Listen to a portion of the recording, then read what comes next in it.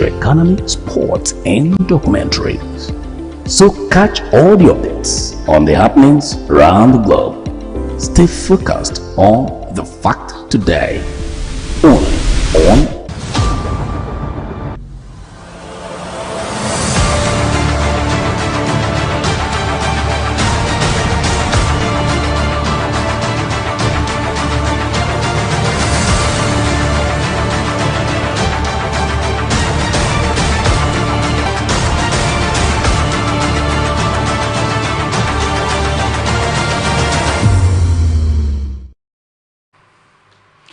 The art of leadership is saying no, not yes. It is very easy to say yes. Tony Blair. Every prince must desire to be considered merciful and not cruel. He must, however, take care not to misuse this mercifulness. A quote by Niccolo Machiavelli. With that, I welcome you to ATN Politics. ATN Politics is the network's flagship program that discusses core political trends with relevant political stakeholders. And today on ATN Politics, we will be discussing core issues from different political landscapes, such as in Abia State, 500 members of Labour Party, PDP, YPP, and ABGA join APC. Yahaya Bello denies sponsoring nationwide protests. PRP condemns calls for military takeover. And Yunusa of the Labour Party urges President Bola Ahmed Tinubu to address the protesters' demands. Before I call our high-powered guests, we'll take this short break, and when we return, we'll go down to politics as usual. Stay tuned.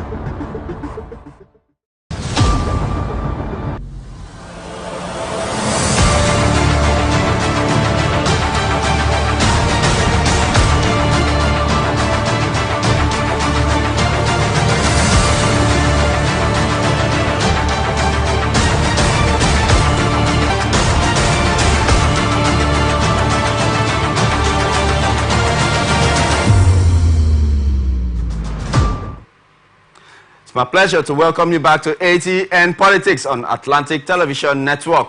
My guest today is a political analyst known all around our dear nation, even in our dear state here, River State. He is a voice to be reckoned with. I'm talking of no other than Andy Apotive, a political analyst. It's a pleasure having you here, sir. Yeah, great to be here.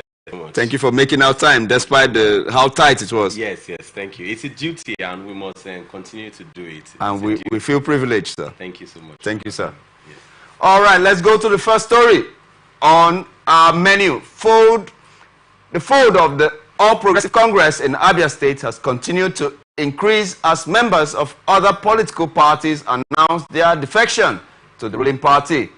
At the last count, over 500 members of the ruling party, the People's Democratic Party, the Young People's Party, and the All Progressive Grand Alliance have all joined the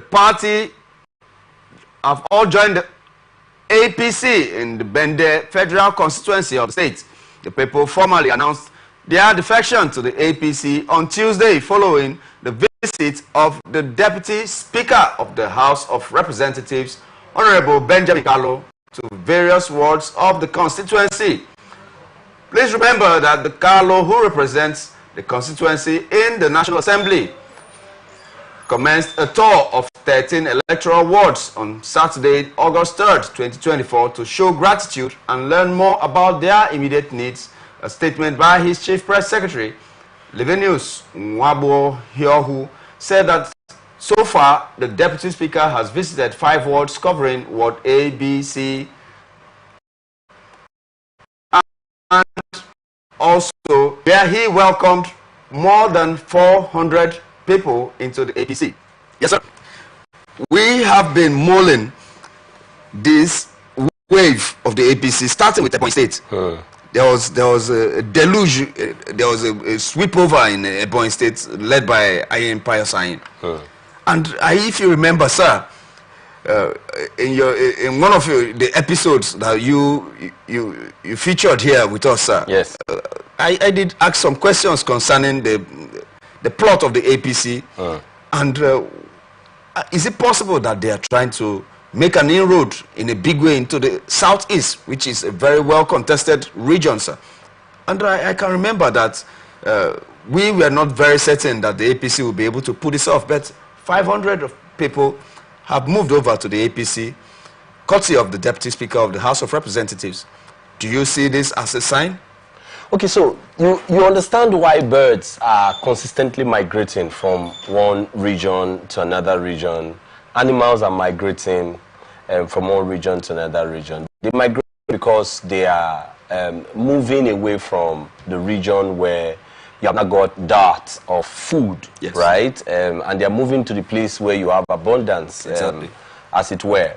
This is exactly what you have in Nigeria particularly, where you have politicians migrating from the place where essentially there is a dearth of food. Dearth of food in the sense that they do not have as much people in government, in the executive, in leadership position, to be able to spread the money and oil their own systems, oil their own mechanisms. So they would rather get attached to a protocol that they are sure can give them money to oil that system.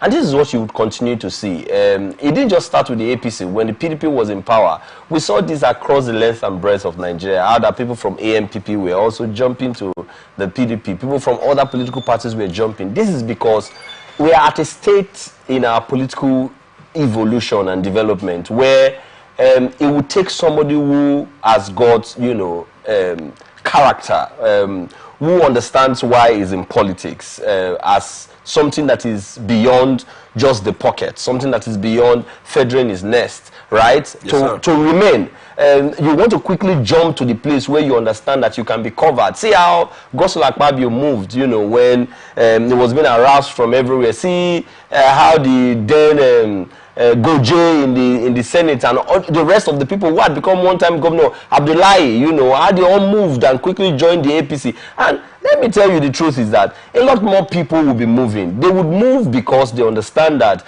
if they move to the party that is in charge at the center, they would have their bread better buttered. And this is it's essentially what a lot of Nigerian politicians want. They don't have tenacity. They cannot stay because even their constituents, even their structure, quote and unquote, will be depending on them to oil it. How do you oil a structure if you are not connected to the source where the oil is coming from? The source where the oil is coming from is from the federal. Hence, you are going to see, or hence you are seeing this, and you will see more of this. They will be moving in droves. As a matter of fact, I had even said that the reason River State is still what it is today is because the governor has not moved, or the governor is still in PDP, as it were. If the governor moved away from PDP now, maybe to a different political party, you'll find that PDP would become, you know, very necrotic. You know, a lot of people will either be in APC, that is, if the minister moves to APC, okay, they'll either be in APC or they'll be in the political party that the governor is moving to. This is what is characteristics of the average Nigerian politician. And sir, indeed, it's a shame. Sorry, sir, to chip in there, you know that we still educate here. As much as we do criticize, we do analyze. Yes. But should that be the status quo? Should that does it signify that it's a good thing that without being the baker of the bakery? Yes. I mean, without the sharer of the bread. Yes. I mean, there is no ideology that can be that can be taken into cognizance. So it will shock you to know that there's no ideology in Nigerian politics. Anybody who tells you that Nigerian politics is ideological, the person is either too young to understand Nigerian politics or is naive. Is our terrain able to understand ideology?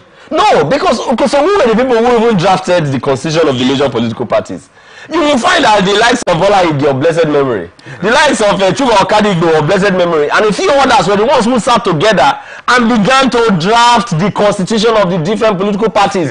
Even the APC constitution is a relic of the constitution from AD that was drafted by Bola Ige and a few other people. The truth of the matter is that there is no political ideology. That's why you cannot clearly say this is a conservative party, this is a socialist party. If you went everywhere else, you found that there were certain things that were known with certain political parties, right? So if you're talking about the Democrats, there are certain things that are known with them. If you're talking about the Republicans, there are certain things that you would understand that the Republicans are the conservatives, you know, in America. And everything else that speaks to, you know, being a conservative is what they pursue, is what they prosecute, you know, in their government as soon as they get into position of authority.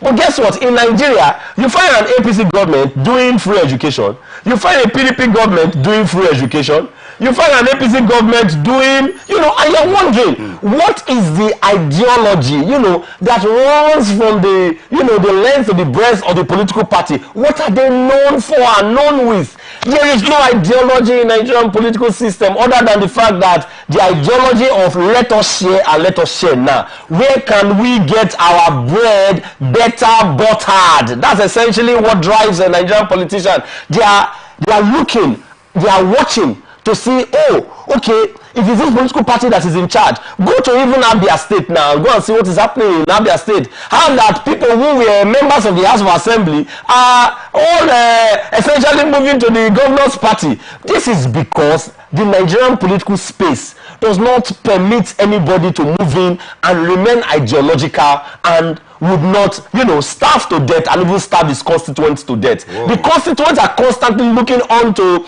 the politicians that are there to say, oh, you need to water us, you need to service us, as it were. But if you are not having to service, it means that the people will soon run away from you and they'll get engaged with other political system. This is essentially why the politicians are moving from the political parties that they are in to better political parties. They are moving to the party that is at the center. The party that is at the center is the APC. And the APC is the only one that can continue to share the cake in the way that they want to receive their own portion. Whoa. I see that as an indictment on the intelligentsia in Nigeria, that we cannot adopt an ideology in our political terrain. We still have a lot of questions to ask concerning this, but because of time, Let's go for this short break, and when we return, we have Andy Apotive on all four canons blessing, and we will get a lot from him today. Stay tuned.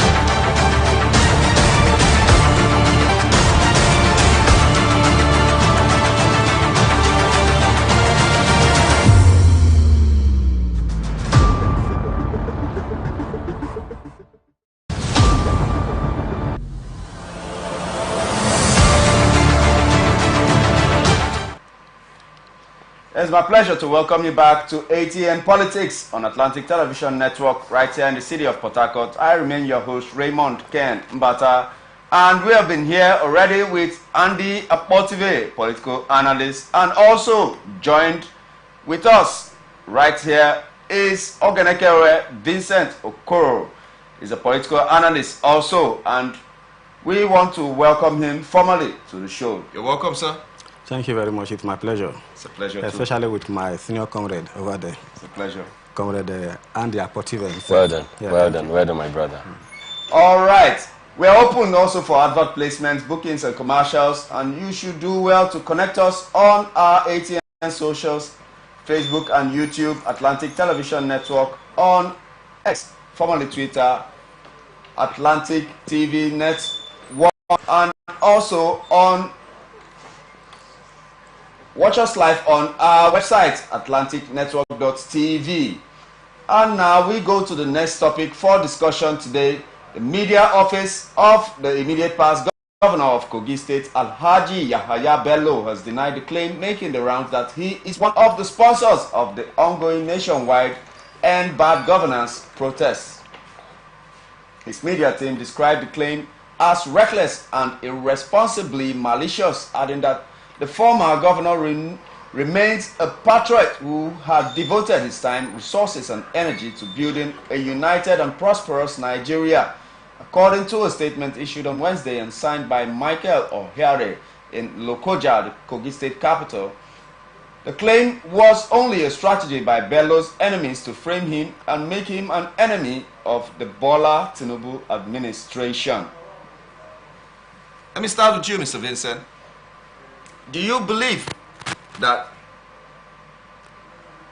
first of all, Yahaya Bello has pending issues with the Economic and Financial Crimes Commission, but he remains innocent until proven guilty?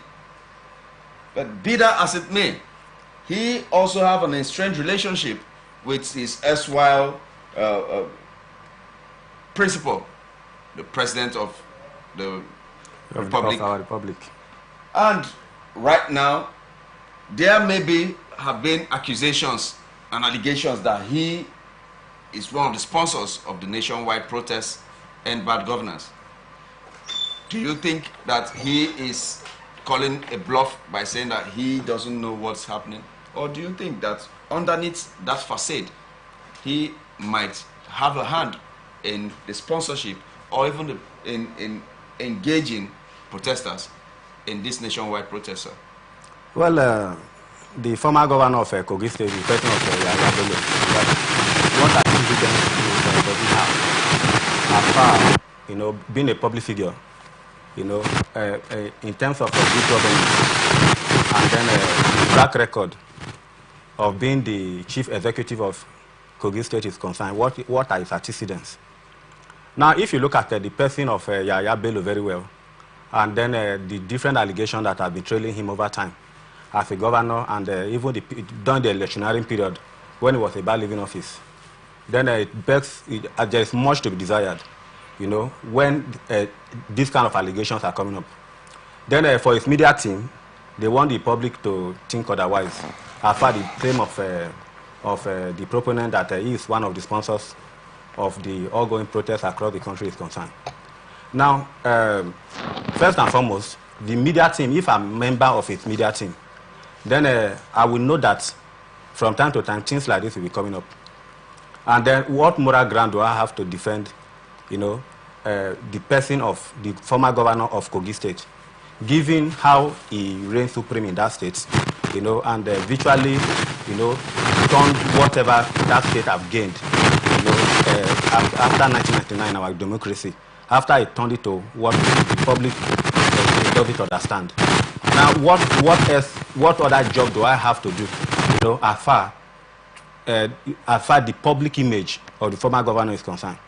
So, given, the antecedent of the governor, whatever the media team, as it were, are saying right now, in trying to, paper over his image in the face of the allegation, to me, it is just expected. Now, whether he's guilty, whether it is true, is left to be proven. And he that alleged have to prove. So those who have accused him, if they have evidence, they should just come forward. We are tired of, making noise in the pages of newspaper and the television and radio. We want, things to be factual. We want results. If the former governor,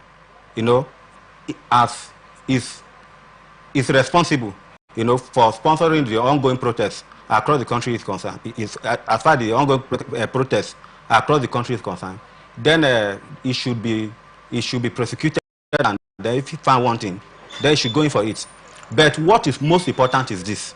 Now, I wonder the people that are trying to bring up such allegations, against the former governor. Why am I saying this? The protests across the country, are they going to tell us that it originated from those that are allegedly sponsoring the protest? So I'm seeing a situation where they are trying to divide the attention of the public from the real issues. When it comes to the direction, the intent of the protest, they want a situation where we are looking at a situation where, those that are opposed to the protest are bringing up such allegations, so that you look as if, after all, what is happening is artificial. So it is difficult for me to pitch my tent with either party, as a matter of fact, because what we are looking at is that the people, as it were, are fed up with the way things have been, over time, as far as governance is concerned, as far as delivery of dividend of democracy is concerned, as far as the direction of the country is concerned, people are fed up.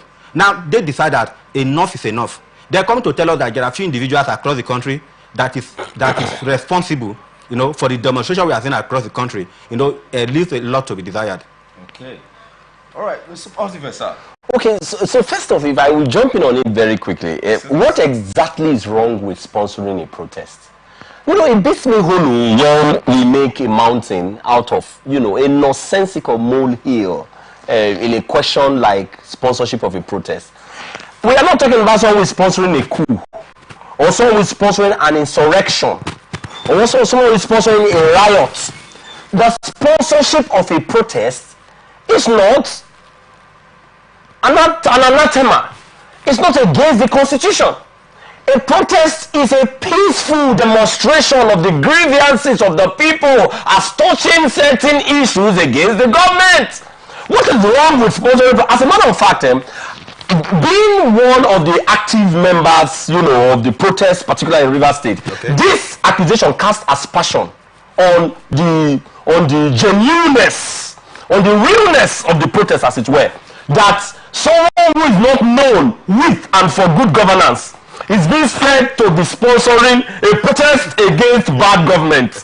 Someone who is not known for, proper and better administration. Someone who has got allegations hanging on him regarding the amount of money that he has stolen in this country. They are telling us that he's sponsoring a protest for good governance. Maybe I bring in it's irritating. Maybe I bring in this context. Maybe they were all the mean that the fallout of the protest, the destruction, and being hijacked. The words, the sentence that was used is that Yaya Bello sponsors the protests against, or protests for good governance, against this very evil government that is ruling the Nigerian space, the Nigerian territory. If you said that, first off, the real thing that should be, because even the people who are even, representing Yaya Bello, to me, they are political neophytes with all sense of responsibility. Because this should have been something you catch in on. To say that a man who represents, good governance, who represents everything that is great in terms of leadership, would always back this kind of protest. Because there is nowhere in the world where you can be tried for sponsoring protests. Nowhere in the world. If you were found to be sponsoring insurrection, if you were found to be sponsoring coup, you therefore could be tried. But Andy Akpotibe is saying, I'm a part of the sponsors of the protests here in Rivers State. There is nothing wrong with sponsoring protests everywhere else in the world. Protest is the way the people would ventilate against the government in a democratically acceptable protocol.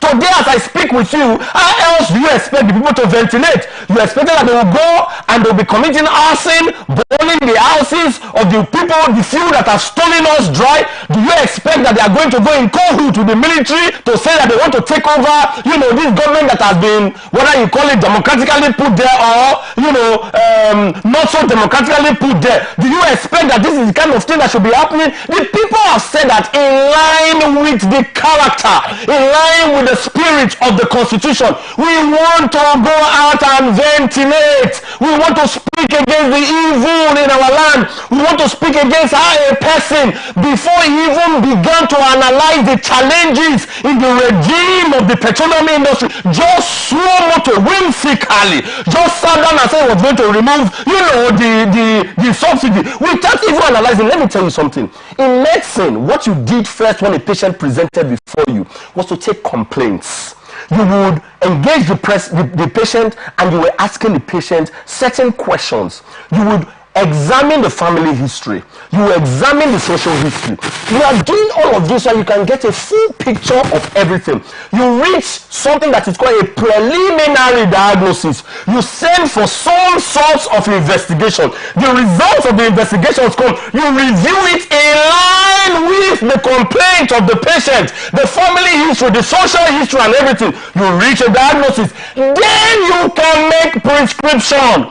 Anybody who is clinical in administering a space just as I have defined is somebody who is not worthy to be there. You come into authority and without taking complaints, without listening to the marketers, without listening to Nigerians, without listening to the government officials, both those in the fiscal and the monetary angle, without thoroughly examining it, without sending these things for fact checking, which is investigation, you reach a diagnosis and you just began to give treatment. The diagnosis eventually has happened to be a misdiagnosis because since that singular decision was made, the Nigerian economy has been nosediving. The people have therefore said to themselves, enough is enough. The only way the Constitution permits us to ventilate our grouses, our anger against this system is to protest. And somebody and its media aid, they are coming to say, who would want a Yaya Bello to be a sponsor of the protest? If he was a sponsor of the protest, that would be, you know, an extra feather that would be given to him or added to his cap. Because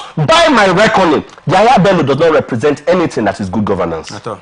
Okay, but there are still issues to discuss concerning this protest, and I will try my best to let us squeeze it as much as possible with the available time left for us. But don't forget that this is not over yet. I mean, these discussions will keep coming up for us to be able to enlighten ourselves and also know the position of each and every one of us, even on this set.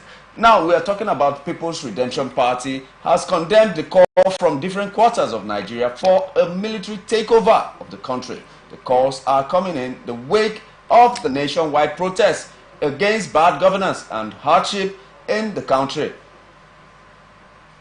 The national chairman of the PRP, Falalu Bello, condemned the coup calls in a statement on Wednesday, faulting those who decided to turn on the protesters into a spree of violence and looting. This is as he commended some Nigerian youths who have so far conducted themselves to protest peacefully. So, okay, now we are still establishing that the fact that protests are not illegal if conducted within the confines of the law. But now we are seeing a situation, Mr. Vincent, where there are some quarters in country during the ongoing protests that there have been calls for military intervention, for military takeover, even up to this point where some people in some quarters of the country were waving foreign flags, inviting the Russian military, inviting the Russian interests into Nigeria to come to partake in a coup d'etat and also do a neo-colonization of Nigeria. What do you think? What's your point on? What's your take on this? First and foremost, there's no time where there's been a public unrest, as it were, where things like military taking over, you know, leadership or rulership of the country hasn't come up.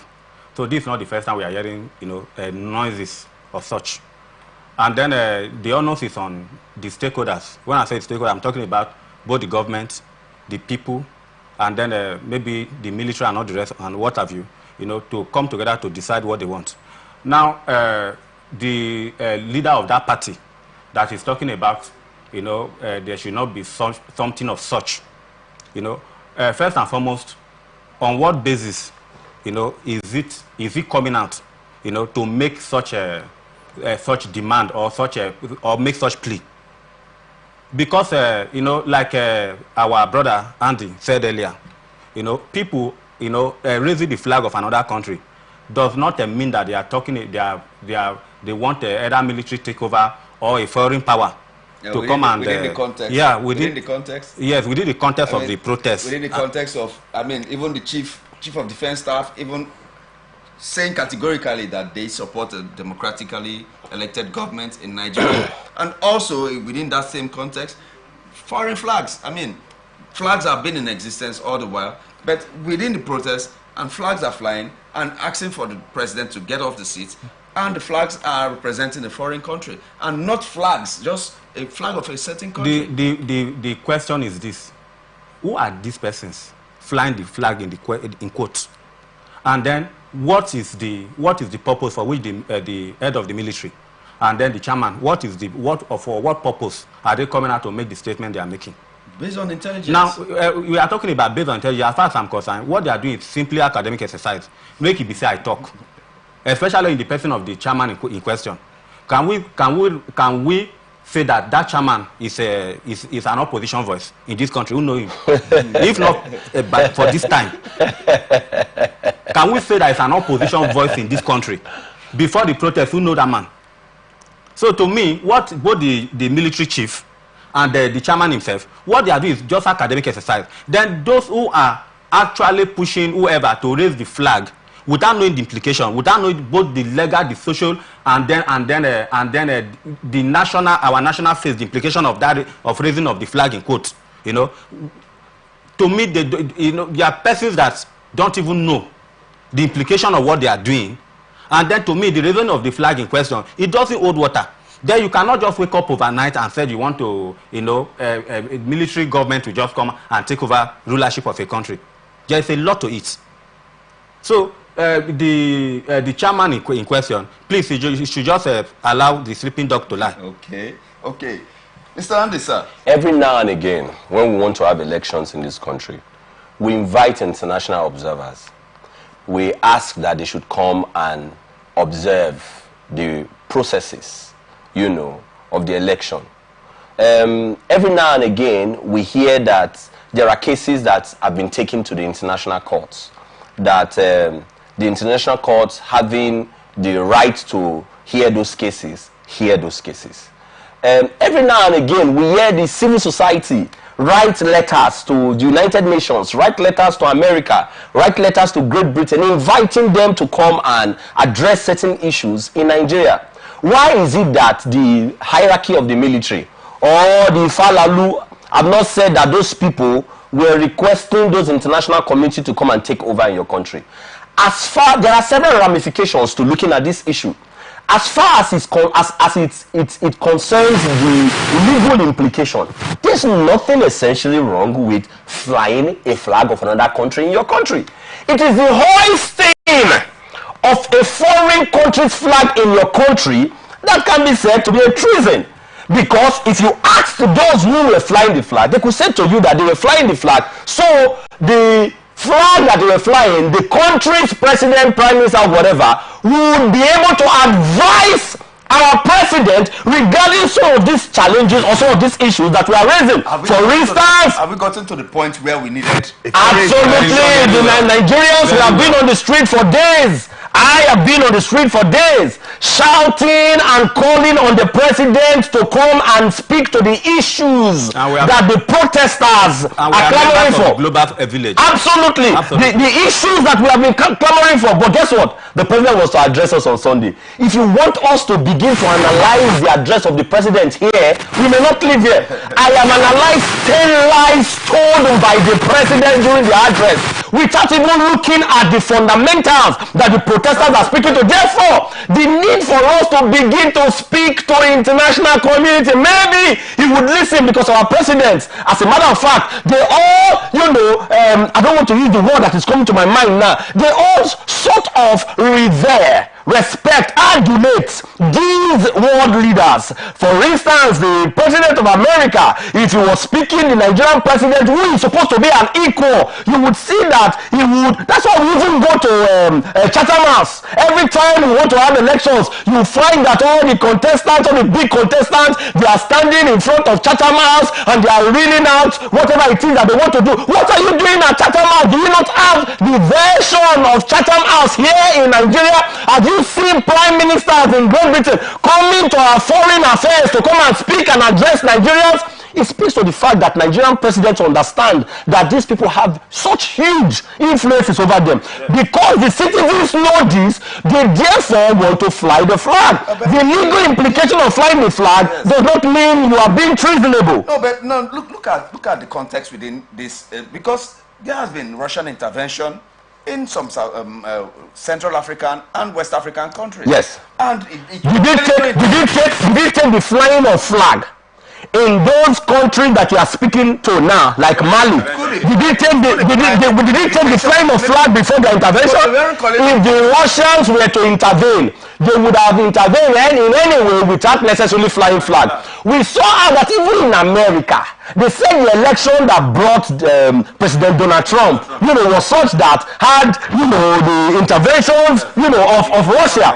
Everywhere else in the world, their influences, relics of the influences of the bigger country, on the smaller country. So if you saw people raising the flag, it could be that, and they can explain, if you invited them, they can say, we are mainly raising the flag to call the attention of this leader that we know our president reveres, our president respects, so that he can maybe speak to the president to say, there is indeed hardship in Nigeria. Mr. President, why don't you look at it? Why don't you look at these things that you are doing? You are building houses for your vice president. You are buying cars for your first lady. You are buying cars for the first son. You are buying cars for the first daughter. You are doing all these things and making Nigerians think that there is austerity in the land. Meanwhile, you are introducing austere policies. You are living as though you are drunken sailors. You are living as though the monies are in the times when Gowon said the problem of Nigeria is not money. You are living in plenty, yet you are asking Nigerians to suffer. Today, a loaf of bread in Nigeria, I went to a restaurant a couple of days back,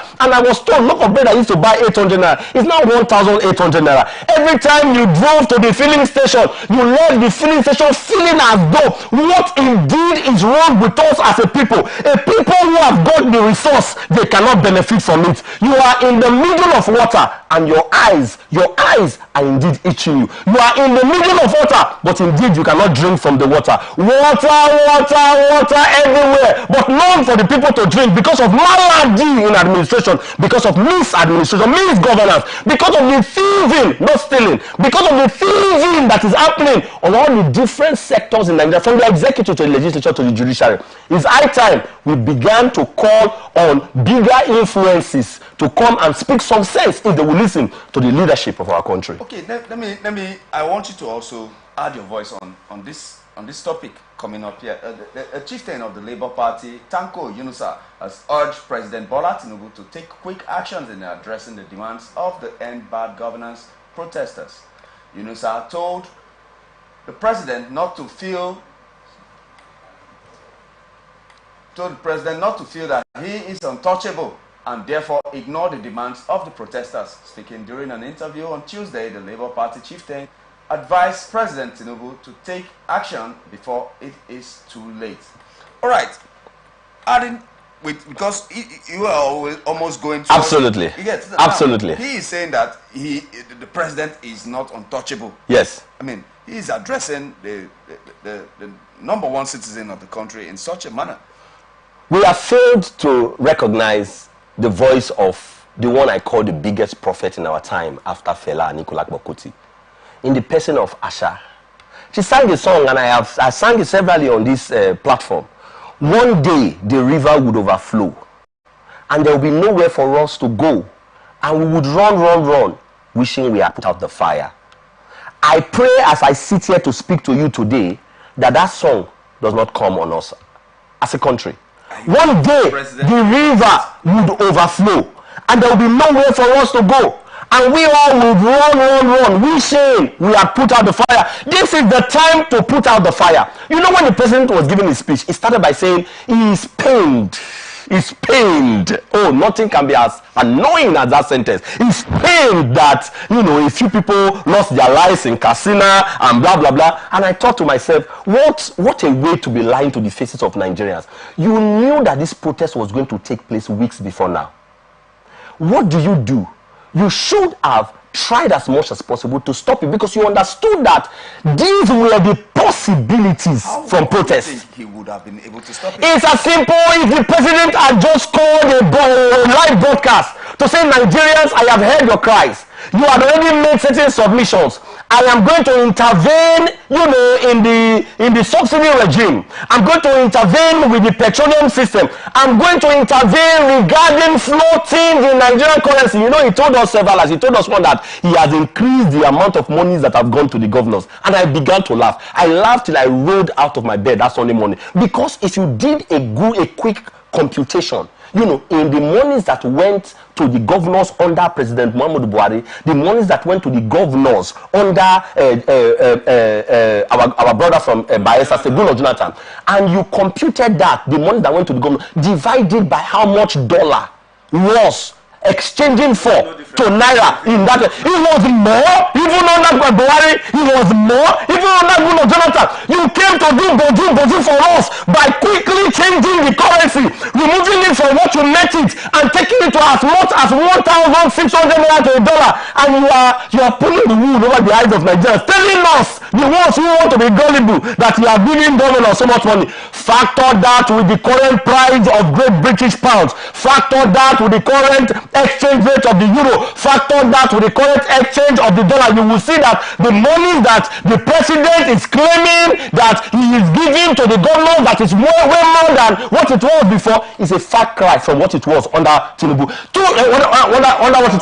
Under Buhari. The lies that were told to us were enormous, and Nigerians bought these lies. The president came and simply said to Nigerians, I couldn't care less what people are doing. All you are doing is just academic exercise, jamboree. I will tell a few, you know, spin a few, what they call public relations strategies. I will speak a few of it, and Nigerians will start killing themselves. And I immediately would get Nigerians not to even continue this. And indeed, that's what happened. Nigerians heard it and they ran to the street. I was watching somebody analyzing it and say, the president is giving you people money. Money?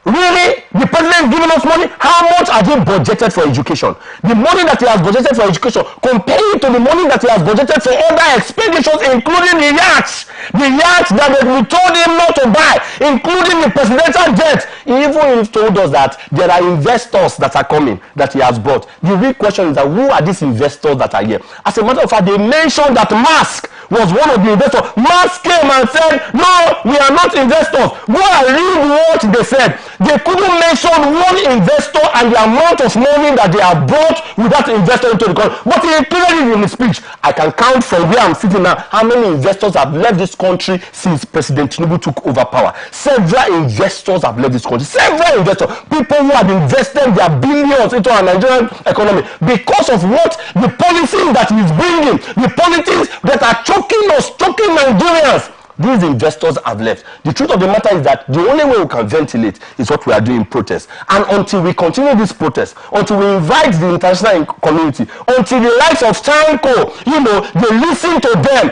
until even Labour speaks in this matter, because I've been asking the question everywhere I've been invited, where is Labour? Why is Labour not addressing this issue? Labour is not concerned because they think and they do not understand that even that minimum wage that they say they've given them is not even compared to what it was when it was 30,000 or 35,000. If you factored it against the cost or the value of the naira and the dollar yesterday, if you checked it, what was the dollar yesterday when they negotiated 30,000 minimum wage? What is the value of the dollar today? You will find that Labour, if they knew what they were doing, they should have been on the street with us, clamoring and insisting that this change must come, and it must come now. Okay. Okay, but Mr. Vincent, do you have an opposing opinion on this, or you're still concurring? Well, I will concur in a way, but I'm looking at what is happening across Nigeria in terms of the protests, Okay. you know, from a different angle. Okay. Now, in terms of the effects the protest has actually had, as far as the persons we expect to respond to the protest is concerned, the person of the president and his administration. Now, the man is telling the president that, you know, what is coming may consume you, may go beyond what you are ever thinking of. And I want to say here that, assuming the right thing was done as far as the preparation and execution of the protest is concerned, then that is where, you know, what he's saying would have hold so much water. Now, what am I trying to say? Like just a week or so before the protest, the National Assembly told us that they are going on the session to resume much after the protest. Then the question is, who are the persons that we are now taking the protest to? I was looking at a situation where this protest will be taken to the National Assembly while they were on seats, while they were in section, you know. And then by the time the protesters, you know, gain entrance into the National Assembly, what was done in other parts of the world, like what was done in Kenya, you know, they see it happening live at the National Assembly. That is where, you know, if the president is hearing what the man is saying, then he will give it a second thought. And this has, because of how the protest has gone, is the reason why the president as it were, you know, is acting and reacting the way we are seeing. Like Andy was saying, look at the president's speech, as empty as any other thing that you can think of. There was no broader view of the reality of things as it is today in Nigeria. We just make some speech to paper over, you know, as if he's talking to people in kindergarten. So the point is that the protest has an objective, you know, to make the government of the day at various levels to start doing the right thing, so that the suffering of Nigeria, the economy that is choking every Tom, Dick and Harry in the street of Nigeria today, you know, can be reversed, at least to where it was, let me say, during the Goodluck Jonathan administration. But unfortunately, we are not seeing the result, the much anticipated result, as far as the protest is concerned. And the reason is, you know, the way it has been executed. What they themselves, because there was something I was saying before the protest, that there is some other thing that we may have done. Because we saw a time where they started becoming reactionary. We don't know what is coming, or this kind of issues that these people are raising. Was it the right time for us to have given them time and said, if you don't do this and this, we are giving you time, we are giving you 1 month, we are giving you 6 months, we are giving you 1 year. If things does not change for the better, then this country will not contain you people and ourselves. No, but if you said that, and if you said that, you said this in that manner, it could be taken that you are daring the authority, and they can come for you, right? If you said it will not continue, what the strategy was to address the executive. The macro controls the micro. Nigerian democracy is the democracy where the president is the strongest of all democracies in the world. The American president cannot do half the thing that the Nigerian president can do. Imagine, the Nigerian president wanted to change the Police Act, and it did not take him more than 24 hours. As soon as he submitted it to the National Assembly, the Police Act was quickly passed.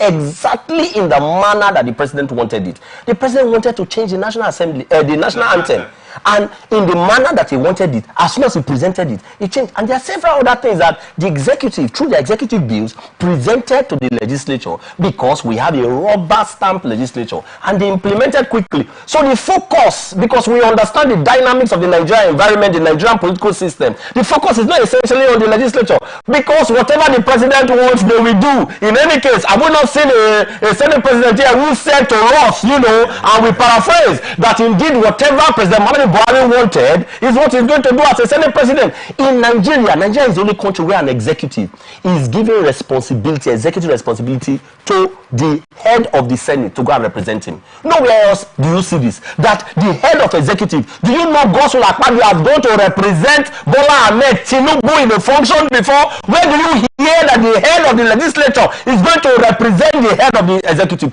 Because we understood these dynamics, we decided that the end bad governance protest was going to be targeted at the federal government, was going to be targeted at the executive in the federal government. Because whatever the executive says is what happens in any case. If the executive wants to do, like they did with the FEC, they rose from a FEC meeting and they gave instruction to NNPC. NNPC has become become a public liability company. It's no longer owned by the Nigerian government, and you are giving instruction.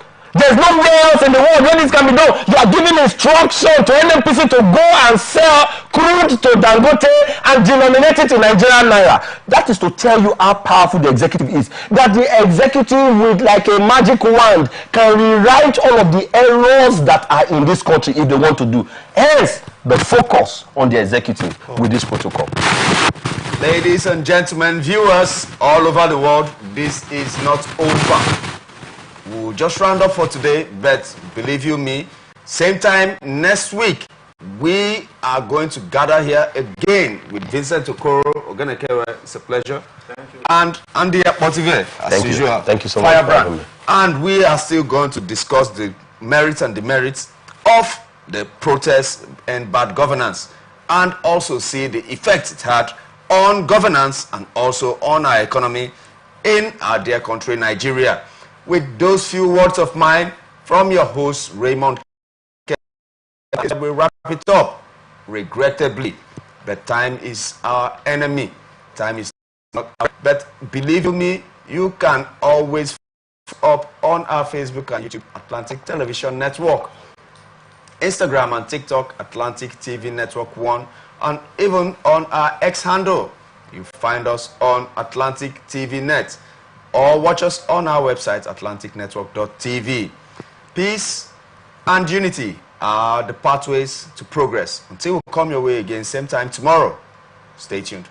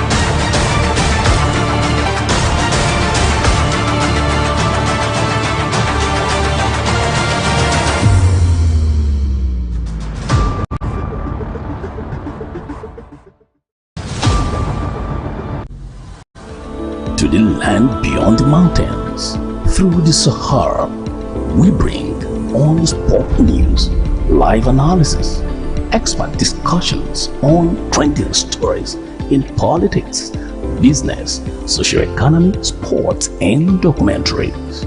So catch all the updates